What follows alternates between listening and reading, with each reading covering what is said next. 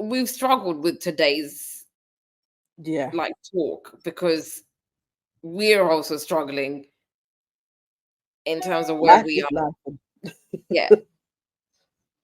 Life be life, and I think is the saying that I keep coming up with at the moment. Like whenever Mm, anybody asks me, "How are you?"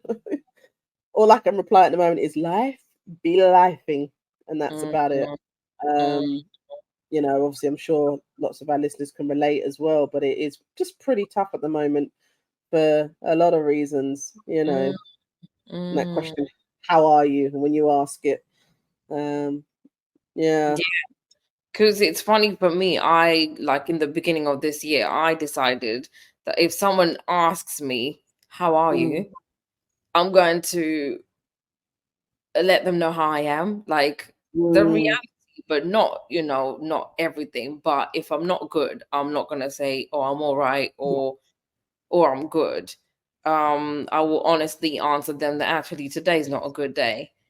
mm, Um, and funnily enough, when I drop the kids off, I get some mums, not all mums. I don't speak to a lot of people anyway, but um, I down do get low, some. I know, down low. I down do get low. some mums who are like, "How are you?" And my response is now, "I'm tired. I'm sleep Mm, deprived. The children have been all over the place." And sometimes it's met with a like, yeah, oh, it becomes like very awkward because they didn't expect you to answer real how you talk. and that's real talk. So Yeah, like all this time it's always, yeah, I'm all right, but you kind of give them a snippet of your day and they're like, oh my god, like that's mm, not what I was expecting. But I'm tired of faking it and masking it. If you're going to ask someone how they are, mm, you're not really going to change their day, but be prepared to also listen, you know. yes, yeah, Um I agree. Otherwise just say hello and kind of keep it moving. Yeah, I think it's a an important point you raise actually because it kind of begs that question. Do we ask that question, "How are you?" to actually listen to the response, or do we Mm, just ask it because it just tumbles out of our mouth like brushing our teeth or mm, kind of eating breakfast in the morning, just part of a routine? Oh, how are you? But do we yeah, actually stop to ask that question because we want to know how are you? I always say, I say to you, Sage, often, but how are you? Like, how yeah. are you? Are you? Emphasis, like, not just, yeah, I'm okay or I'm fine, which I think, for both of us, and I think for a lot of other people, is the kind of standard answer that you give. Mm, But how many times are you actually there to listen to, actually, like you say, I'm not good. It has been a tough week. It's been mm, a difficult day. And you don't want to bring down the mood with the other yeah, person, yeah, and again, especially depending on who it is that's asking. yeah. Um, but I do think that my view's always been, don't ask that question if you don't actually genuinely want to kind of know. Yeah. Um, because it's like anything, like people struggle to reach out anyway when it comes to difficult days, difficult moments kind of in their lives and stuff. Mm, So when you do, when someone is asking you, if they're asking genuinely, you want to be able to feel that you can actually answer fully and be like, actually, you know what? Today is yeah, not a good day. I think we're yeah, too programmed to just take the standard, yeah, I'm all right, I'm fine. And that's yeah, the end of the conversation. yeah. Yeah. And yeah, like you said, it's key. Like, who are you speaking to, and who's asking, "How Mm. are you?" I'm not saying just go and rumble your whole, life Spill to the beans for someone, everybody. a stranger in the streets, or you call the doctors Mm, and to make an appointment, and then how are you? And then you're literally just chucking everything at them. There's a time and place for everything. But mm, I think at the moment, we just need to be genuine and what's the word? I don't know what word I'm looking at. It's genuineness and actually like like real talk, how are you, yeah. and be willing to listen to that person. And sometimes you don't have time to listen, but if you open up that can of worms, because we're all struggling out here, Yeah, trying for to sure. make it, we've got hustles galore, everyone's Yeah. trying to make the best out of this living crisis that we've got going on, so it's that how are you question is quite tough for people right now to answer or to take in what actually someone has going on. Yeah, definitely. And I think you hit the nail on the head really when it comes to carving out proper time. I know that I've been guilty of this in the past where you try and cram as many things in, or it's a whistle stop kind of hello when you're seeing your friends or whatever it might be, but to actually stop, sit down and carve out proper time to actually sit and listen. And I often say, I haven't got a magic wand. I might not necessarily be able to make things magically better, but just knowing that for the next hour, 2 hours or day or whatever it might be, I'm here and I'm listening to everything you're saying. And we kind of work together, and in the kind of work that I do, a lot of the time I say to people, if you don't tell me, or if that problem's not out there, and a problem shared is a problem halved. I really do believe that. I know it can be difficult, and like we say, everybody's going through something at the moment. Like, it is tough. Life is extremely tough right now. It's cost of living, just generally keeping your head above water, and managing and balancing work with children, and family life and everything else that's lifing at the moment. But it really does circle back to that question of how are you, and asking that question with sincerity, I think is the key. Sincerity, that's what I was looking for. That's the word. Ding ding ding. Yes, that's exactly what I was looking for, and I think you're very good at that. Like, sometimes we get on the phone and it's a ramble. It's like no one's got time. You just want to chuck everything at the door. Literally, take your bags and chuck them in. And then, but sometimes, like, you always take a pause, which is really good. I'm not good at it, and I think I need some reining in with it. But you're often good as like, okay, this conversation, I didn't spend that much time with you, but we need to set up a time where we can sit down and actually really talk about what's going on. Because sometimes it's just all about chucking your baggage, you're like, oh yeah, here we go. This is what's going on. And sometimes I find, I don't know if you find this, you probably do, like, some of our conversations and the things that we talk about can be quite one-sided. Like, there's one time that one bestie needs the other to carry them. You know what I mean? Yes. Sometimes I need to piggyback on you, and sometimes you need to piggyback on me. So some conversations, it could literally just be me talking the whole of England, literally chucking everything at you, like, oh, there you go. Do you know what? I agree 100%, and I think me and you, as we know, have been friends for a long time, my friend. Decades, plural. We've been friends, and decades, mate, decades. And I think that is definitely one of the things that I've learned throughout our friendship, is that to know, and I think with us, we instinctively do it, and that's again one of the blessings of a long-term friendship like this. Is just knowing, actually, Sage needs more of the time this time. Actually, Sage, the things that you're going through at the moment, you need that more time. And I often say to you sometimes, as you know, anyway, enough about me. How are you? Because I can recognize that actually, yes, we've both got things that are going on at the moment, in our personal lives, like a lot of people, but that I can recognize that for right now, this particular conversation, that you need more of that time, that it needs to be a bit more of a spotlight on you. And I think that's one of the blessings that I have, that I know we have with our friendship.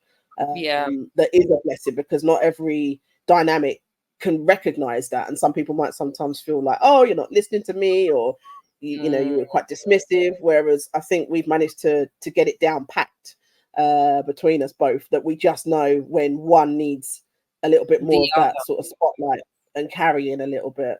And it's quite funny because sometimes, as you know, like if I'm having a rant, it will just be my voice note, which is what kind of created this podcast in the first place, because we're true. I would get 10-minute voice note. I mean, some friends do say, oh my gosh, Elle sending a a podcast, and I'm like, when does a voice note become a podcast? That's what I would like to know. Oh, there you have it. It's right here. What's the amount of time? Like, is a 2-minute voice note considered a podcast, or is it when it tips into 10 minutes? Like, what is it? Like, I would like to know what's the benchmark. 2 minutes and up is a podcast for me. If you send me a voice note, it's above 2 minutes, you're heading into podcast territory. Oh, that makes a lot of sense. While my friends are like, "Oh, the podcast is coming." Okay, that makes a lot of sense. Yep, 2 minutes up. Yeah, we're well into podcast territory there, because the funny thing is my brain is kind of, I don't know if I function like that. Like, I think slowly I'm getting there. But in the beginning, I'm one of those people. If I start on one thing in that 1 minute, by the end of 2 minutes, I'll be lost. But your voice notes, I don't know if you know this, but your voice notes are so succinct. You'd think she's done a proper intro. It's like a whole dissertation. It's an intro, it's a body, and she concludes it. Like, she'll literally start with, "Hi, how are you? How's your day?" Stuff like that. And checking in. Then she'll literally go into whatever it is she wants to talk about, which is the body. And then she concludes it by, "Anyway, just wanted to check if you're all right," And you know why? You don't have to answer me right now. Just answer me when you have time, and I'll speak to you later. And that's 5 minutes or 6 minutes of a voice note. That's it, which is not a podcast, which I would like to just add. That a 5-minute voice note is not a podcast. And just to let you know, and our listeners know, the reason for that is because I'm a Virgo. So we like to do things succinctly. And I confess, there are times, as you know, if we're really, really kind of strapped for time, I will send you an agenda, and I will just now say voice note to follow. I've done that before, obviously. I'll be like, this is what we need to cover, voice note to follow. And then the agenda's out there. Any other business tapped on at the end. Most definitely, which is quite helpful because we can always go on a tangent. Oh my God. Yeah, for sure. We're good. Especially me. I'm good at jumping at all sorts of things. Like here, there, and everywhere. But if we don't kind of say, okay, this time is protected for this conversation, we end up getting lost in all sorts of things. It's always good to have that. Okay, this is what we're going to talk about. And it actually makes our conversations very formal. They're not. Definitely not. It sounds like it's like a business meeting, doesn't it? Sometimes and things like that. But it genuinely isn't. I think it just, when you've got a lot going on, you just need to try and kind of condense it down as much as you can to be able to get it all out there and cover everything. But that's my Virgo ways. I'm sorry, that's just how I do things in order. But that's also part of the beauty of our friendship, because we are opposite like that. Like you're much more. God. We could not be like on different ends of the earth. Like literally, we could not be so like different. It's crazy. Like it's different, but it works. Yes, for sure. And I think again that really does kind of link into, especially the longevity of our friendship. There are times where, we've needed each other's personalities to be able to get through certain things, because if we were too similar, it wouldn't work. We would no.